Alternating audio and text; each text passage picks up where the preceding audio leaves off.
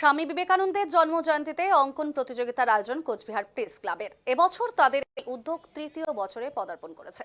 প্রথম 2 বছরে অভূতপূর্ব সাফল্যের পর এবছর বিপুল উৎসাহ নিয়ে এই অঙ্কন প্রতিযোগিতার আয়োজন করেছে Cooch Behar press club.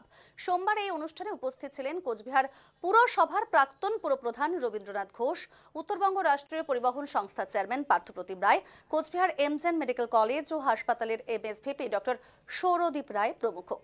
Cooch Behar press ক্লাবের সভাপতি অনুপম সাহা একদিন জানিয়েছেন, গোটা কোচবিহার জেলা থেকে 5 শতাধিক প্রতিযোগী এদিনের এই অঙ্কন প্রতিযোগিতায় অংশগ্রহণ করে। মোট 4টি বিভাগে হয় এই প্রতিযোগিতা।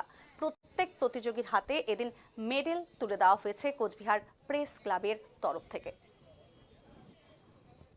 স্বামী বিবেকানন্দের জন্মদিন উপলক্ষে যে স্বামী বিবেকানন্দকে পাথেয় করে তার জন্ম জয়ন্তী উপলক্ষে কোচবিহার প্রেস ক্লাব প্রত্যেক বছরের মতো এবছরেও বসে আঁকো প্রতিযোগিতার আয়োজন করেছিল।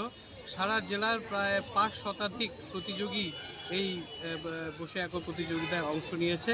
মোট 4টি বিভাগে আমরা এই বসে আঁকো প্রতিযোগিতা করেছি।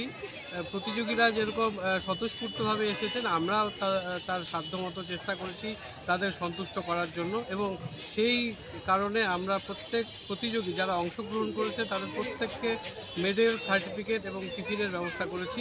এবং আগামীকাল Cooch Behar press club Facebook page official যে রয়েছে, সেখানে আমরা যারা এই প্রতিযোগিতার প্রথম, দ্বিতীয় এবং তৃতীয় হবে তাদের নাম অফিসিয়ালি ঘোষণা করব।